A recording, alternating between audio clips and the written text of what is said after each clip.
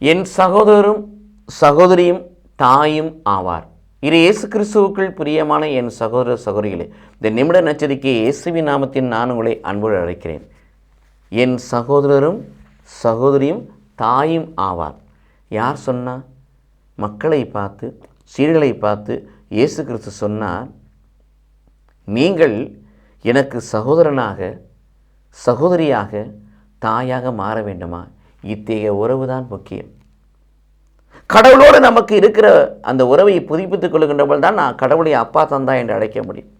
இயேசுவுக்கு நீங்கள் சகோதரனாக, இயேசுவுக்கு நீங்கள் சகோதரியாக, இயேசுவுக்கு நீங்கள் தாயாக மாற வேண்டும், வாழ வேண்டும், வளர வேண்டும் என்று கடவுள் விரும்புகிறார். அதற்கு வழி மத்தேயு நற்செய்தி 12:50 வாசிக்கிறோம். அவரே சொல்லுகிறார், வானக தந்தையின் திருவுளப்படி யாரெல்லாம் நடக்கிறார்களோ அவர்கள் எனக்கு தாயும் சகோதரனும் சகோதரியும் என்று சொல்லுகிறார்.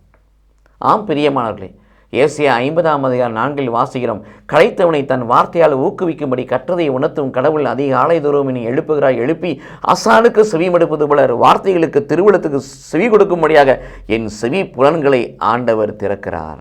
ஒவ்வொரு நாளும் அதிகாலையிலே கடவுள் தன் திருவுளத்தை வெளிப்படுத்துகிறார். மட்டுமல்ல பிரியமானவர்களே, அந்த திருவுளத்தை நாம் அறிந்து கொள்ள, தெரிந்து கொள்ள, அந்த திருவுளத்தின்படி நடக்க நம்மே நாம் கடவுளுக்கு அர்ப்பணிக்க வேண்டும்.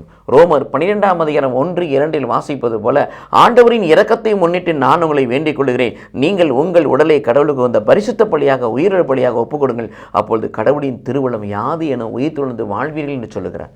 இது இயேசு கிறிஸ்துவுக்குள் பிரியமானவர்களே, அதிகாலமே எழும்பி ஆண்டவரை தேடுகின்ற பொழுது, நம் உடலை கடவுளுக்கு வந்த பரிசுத்த பலியாக உயிரிழப்படியாக அனுதினம் ஒப்புக் கொடுக்கின்ற பொழுது ஆண்டவருடைய திருவுளத்தை, கடவுளின் திருவுளத்தை உயிர் துணர்ந்து வாழ முடியும். அப்பொழுது நாம் இயேசுவின் சகோதரனாக சகோதரியாக தாயாக மாற முடியும். கடவுள் நம்மை ஆசீர்வதிப்பாராக. ஆமென்.